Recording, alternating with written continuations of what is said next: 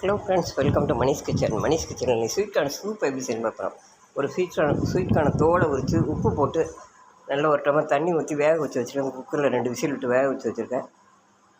ஒரு table spoon butter போட்டு ஒரு பீன்ஸ் 2 பீன்ஸு ஒரு கேரட் பொடிசான கேரட் கட் பண்ணி வச்சுருக்கேன். 4 பல் பூண்டை பொடிசாக கட் பண்ணி வச்சுருக்கேன். எல்லாத்தையும் போட்டு நல்லா வதக்கிட்டு கொஞ்சமாக தண்ணி ஊற்றி ஒரு 3 நிமிஷம் வேக விடணும். பீன்ஸு கேரட்டு பூண்டெல்லாம் நல்லா நல்லா வதக்கிட்டு வேக விடணும். நல்லா அந்த பட்டர்லேயே நல்லா வதங்கணும். வேக வச்ச ஸ்வீட்கார்னை ஒரு மிக்ஸி ஜாரில் போட்டு அந்த வேக வச்ச தண்ணியை ஊற்றி நல்லா பேஸ்ட்டாக அரைச்சி வச்சுருக்கேன். அந்த அரைச்ச பேஸ்ட்டை அதில் ஊற்றி பீன்ஸு கேரட்டு பூண்டு வேக இதில் ஊற்றி கொஞ்சமாக கார்ன்ஃப்ளவர் மாவு கரைச்சி அதில் ஊற்றி மிளகுத்தூள், உப்பு, கொஞ்சமாக ஜீரகத்தூள் போட்டு நல்லா ஒரு 3 நிமிஷம் கொதிக்க ஸ்வீட்கார்ன் சூப் ரெடி.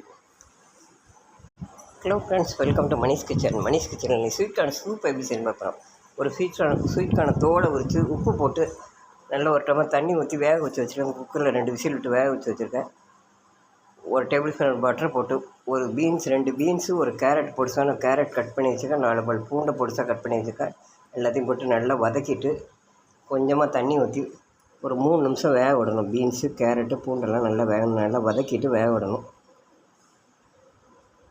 நல்லா அந்த பட்டர்லேயே நல்லா வதங்கணும். வேக வச்ச ஸ்வீட்கார்னை ஒரு மிக்ஸி ஜாரில் போட்டு அந்த வேக வச்ச தண்ணியை ஊற்றி நல்லா பேஸ்ட்டாக அரைச்சி வச்சுருக்கேன்.